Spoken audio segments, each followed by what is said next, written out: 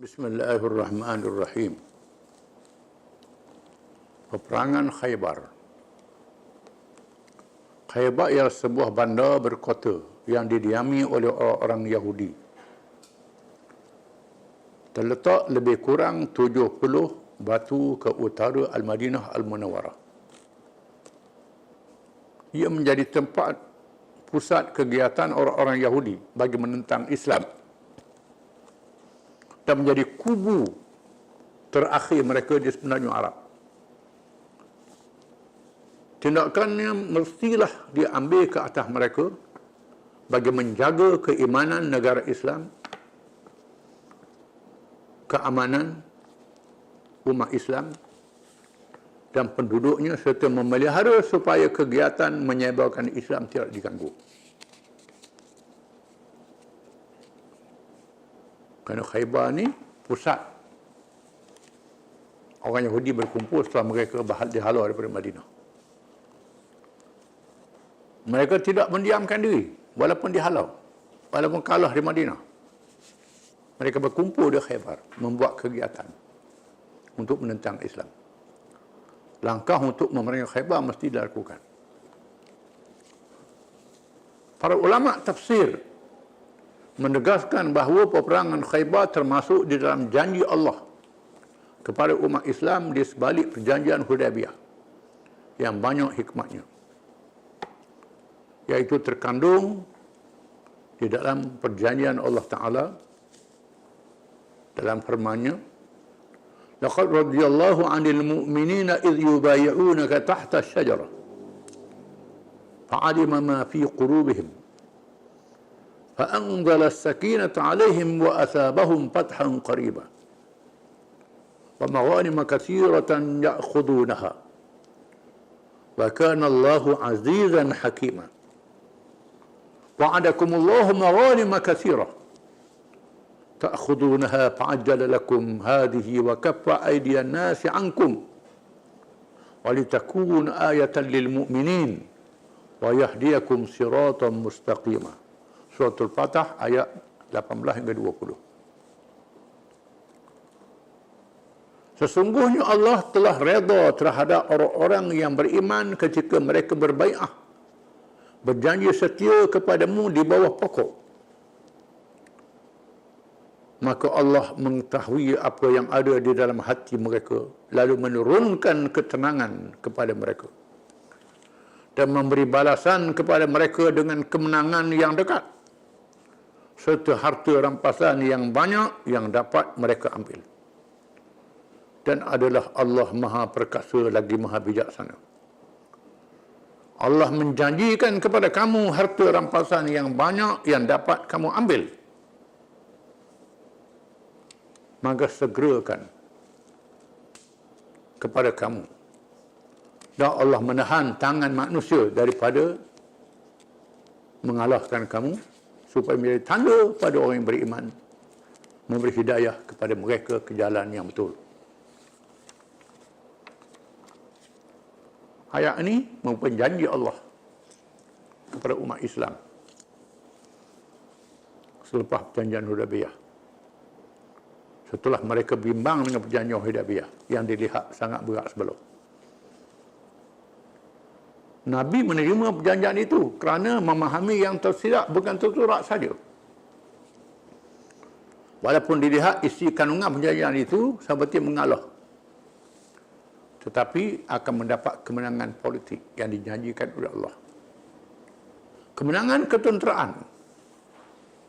Islam dapat menghapuskan Yahudi di semenanjung Arab. Ini akan berlaku. Bukan saja Fathu Makkah, termasuklah Khaybar. Muqaddimah perjanjian tersebut ialah peperangan Khaybar, mendahului Fathu Makkah, sebagai langkah yang mesti diambil bagi melumpuhkan seluruh tenaga musuh yang berperanan besar menentang Islam. Walau bagaimanapun, semua yang berlaku mestilah mempunyai alasan yang kuat, di mana alasan untuk menyerang Khaybar ialah kerana penglibatan orang-orang Yahudi Khaybar dalam peristiwa peperangan Ahzab yang sangat mencemaskan. Memberi perangsang kepada Yahudi Bani Quraizah bagi mengkhianati perjanjian mereka dengan Rasulullah SAW. Dan seterusnya berlaku peperangan untuk membunuh, perancangan untuk membunuh Rasulullah SAW oleh orang Yahudi melalui Sahih dan melalui tindakan-tindakan yang lain. Menandakan orang Yahudi sudah melanggar perjanjian untuk berada dalam negara Islam dengan aman. Mengesahkan bagi orang Islam untuk menyerang Khaybar, bertindak terhadap mereka. Sudah ada alasan. Maka dia ambil peluang oleh Nabi SAW. Rasulullah SAW menangguhkan tindakan ke atas mereka kerana memberi penumpuan kepada musuh yang lebih kuat, iaitu musyrikin. Orang-orang musyrikin. Orang Arab musyrikin. Dengan berlakunya perjanjian Hudaybiyah Mekah, gerakan tentera boleh dialihkan ke arah Khaybar. Maka berlakulah suatu keadaan yang menenangkan ketegangan dengan orang musyrikin dalam perjanjian Hudaybiyah. Maka Nabi mengarahkan tujuan menghadapi Yahudi di Khaybar.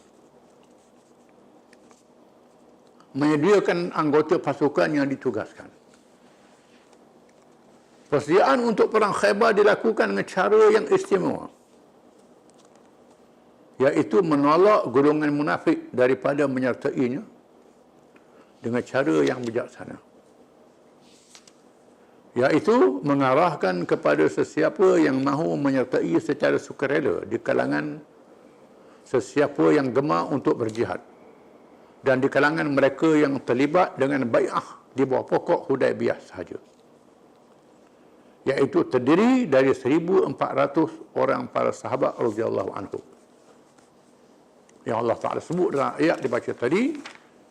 Laqad radhiyallahu 'anil mu'minin. Allah Ta'ala redha pada mereka yang beriman. Jumlah mereka ialah 1,400 orang. Bukan calang-calang Allah Ta'ala sebut dalam Quran radhiyallahu anhu. Maka tak boleh dicela walaupun mereka buat salah. Ini mesti ingat. Mereka terlibat di dalam bai'atul ridwan. Bai'atul ridwan. Bai'ah yang mendapat keredaan Allah Ta'ala. Nabi memberi peluang terbuka kepada siapa yang mahu ikut. Tetapi mereka yang terlibat dalam bai'ah hendaklah diserta menyertainya. Dengan tujuan untuk mengeluarkan kalangan munafik. Orang munafik saat tentu dah tak bersedia. Di masa peninggalan Rasulullah SAW, menugaskan urusan Madinah kepada Sima' bin Arfatah Al-Ghifari. Nabi lantik pemerintah Madinah. Menguruskan penyampaian Madinah kepada sahabat Sima' bin Arfatah Al-Ghifari. Dan pada ketika persiapan untuk ke Khaybar ini juga, tibanya ke Madinah untuk menjadi seorang Islam, seorang sahabat yang banyak meriwayatkan hadis, iaitu Abu Hurairah radhiyallahu anhu. Masa ini Abu Hurairah datang masuk Islam.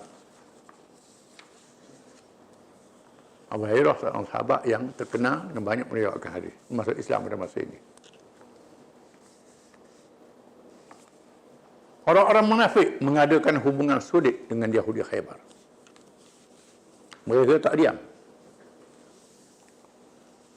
Golongan munafik mengambil langkah membantu orang-orang Yahudi Khaybar melalui ketua mereka Abdullah bin Ubay dengan menghantar utusan menyatakan kepada orang-orang Yahudi Khaybar, Muhammad sedang menuju ke arah kamu untuk menyerang kamu. Berwaspadalah, jangan takutkan mereka kerana jumlah mereka sedikit dan lemah, sedangkan kamu lebih banyak kelengkapan dan persediaan perang. Orang munafik beri semangat pada orang Yahudi untuk menentang Islam. Mereka pura-pura orang Islam, jadi orang Islam. dalam masa yang sama mereka adalah musuh yang sangat berbahaya. Membocorkan rahsia.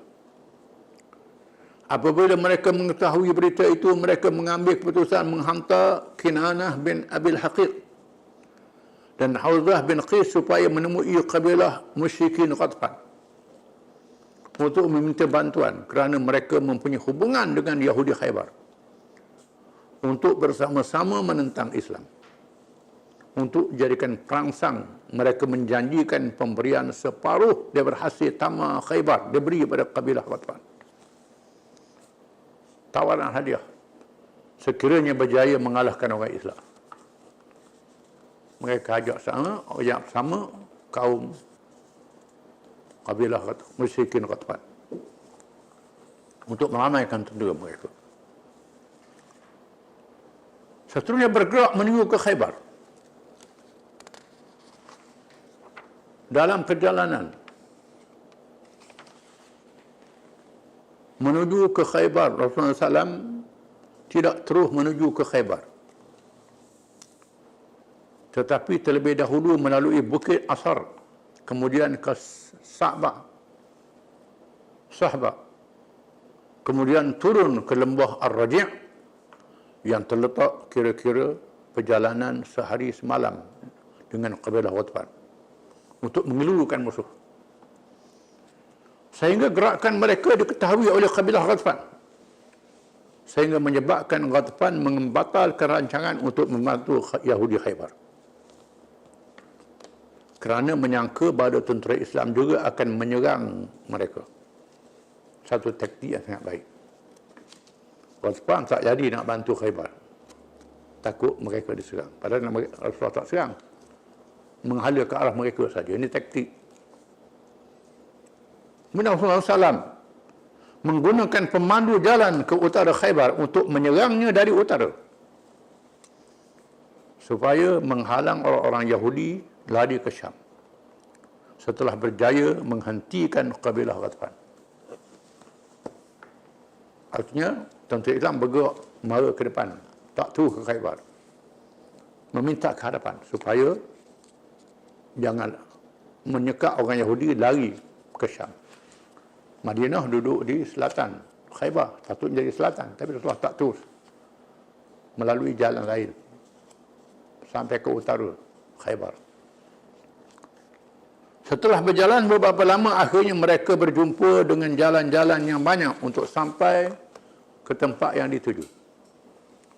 Pemandunya memberitahu nama jalan-jalan tersebut ialah Hadan, Shash, Khatib, Marhub. Nama jalan yang boleh masuk ke Khaybar. Rasulullah SAW memilih Marhub, memilih untuk pergi ke Marhub. Jalan yang fikir terbaik.